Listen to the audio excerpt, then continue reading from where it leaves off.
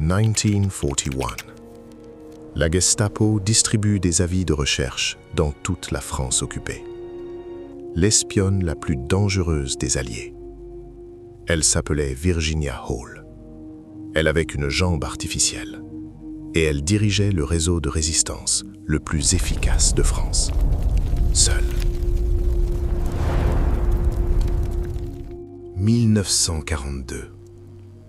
Dans toute la France occupée, la Gestapo distribue un avis de recherche. La Chatte, une espionne américaine. Considérée comme la menace la plus dangereuse pour le Reich. Elle boite légèrement. C'est tout ce qu'ils savent. C'est suffisant pour la condamner à mort. Virginia Hall, américaine, 34 ans. Diplômée de 7 universités européennes. Parle français, allemand, italien. Rêvait de diplomatie. Mais un accident de chasse en 1933 lui a coûté sa jambe gauche. Elle porte une prothèse qu'elle a appelée Cuthbert. Le département d'État américain refuse de l'employer. Sa prothèse la disqualifie. Les Britanniques voient les choses différemment.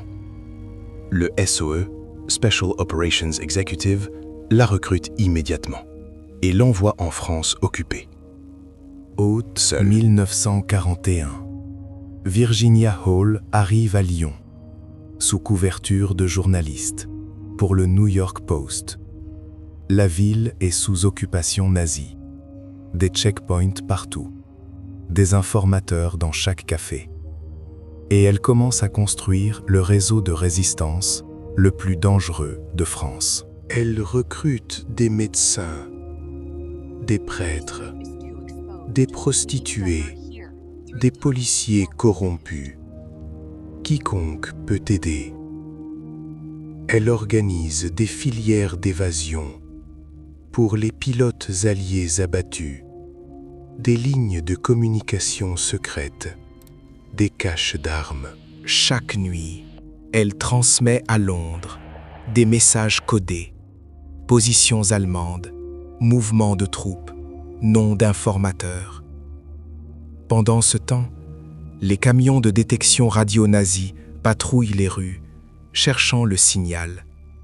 Son signal. Klaus Barbie, le boucher de Lyon, chef de la Gestapo locale. Il fait de Virginia Hall sa priorité absolue. Il torture des résistants pour obtenir son nom, son adresse, son visage. Il ne sait pas à quoi elle ressemble. Personne ne le sait. Virginia Hall maîtrise l'art de la transformation. Elle se teint les cheveux, modifie sa démarche pour masquer sa prothèse, devient une vieille paysanne, une infirmière, une vendeuse. Chaque jour, un visage différent. Chaque jour, une nouvelle vie. Un checkpoint nazi. Un officier examine ses papiers. Ne scie pas. Elle continue.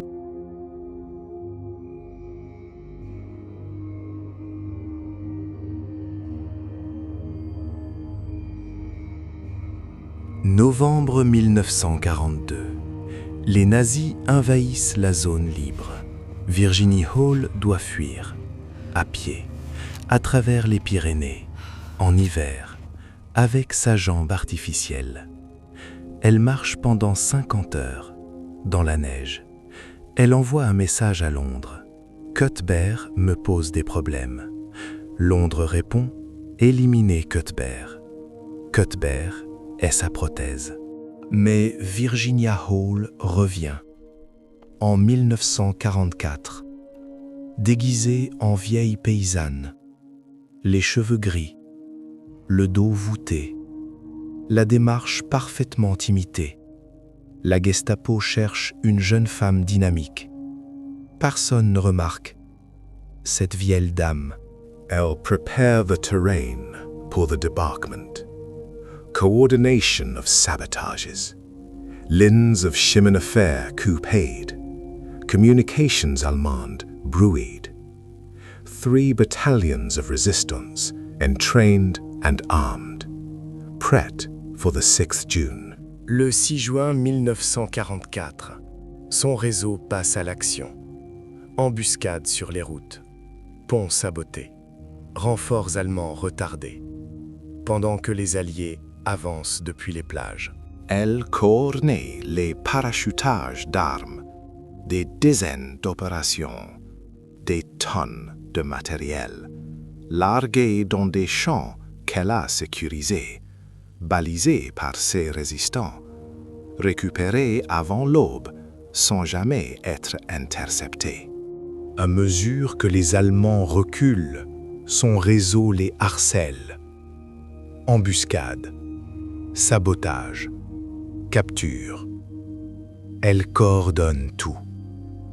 Depuis des granges, des caves, des champs. La France se libère. Les rues explosent de joie. Virginia Hall regarde, en silence. Elle ne cherche pas la gloire. Elle n'a jamais cherché la gloire. Juste la victoire. General William Donovan, directeur de l'OSS, se déplace personnellement pour lui remettre la Distinguished Service Cross, la plus haute distinction des services secrets américains. Virginia Hall est la seule femme civile à l'avoir reçue pendant toute la Seconde Guerre mondiale. Mais Virginia Hall refuse la cérémonie publique. Elle est encore agent actif. Une cérémonie publique exposerait ses méthodes, ses contacts, ses réseaux encore actifs. Même dans la victoire, elle reste dans l'ombre. Après la guerre, Virginia Hall rejoint la CIA, une des premières femmes à intégrer l'agence. Elle continuera de servir son pays en silence pendant encore 20 ans. Klaus Barbie, l'Abochet de Lyon, celui qui avait juré de la capturer, a été arrêté en 1983, jugé pour crime contre l'humanité, condamné en 1987. Virginia Hall a vécu assez longtemps pour voir son chasseur derrière des barreaux. Aujourd'hui, le siège de la CIA honore Virginia Hall. Son portrait, sa légende. Elle est devenue le symbole de ce qu'une seule personne peut accomplir contre l'impossible. Une jambe artificielle, un monde qui lui refusait sa chance, la Gestapo à ses trousses, les Pyrénées en hiver, 3 ans sous fausse identité. Elle a surmonté chaque obstacle, sans jamais demander si c'était possible. Des centaines de résistants organisés, des dizaines de pilotes alliés évacués, des kilomètres de voies ferrées sabotées, des milliers de soldats allemands bloqués ou détournés, par une seule femme, avec une jambe artificielle que personne ne remarquait. Virginia Hall meurt en 1982, à 76 ans, dans le Maryland, tranquillement, sans fanfare, sans reconnaissance publique, comme elle avait vécu, dans l'ombre et dans la dignité. Une jambe artificielle, un monde qui lui disait non, une Gestapo qui voulait sa tête. Elle a dit oui à tout et non à personne. Parce que les héros les plus puissants ne sont pas ceux qu'on voit. Ce sont ceux que personne n'a vu venir.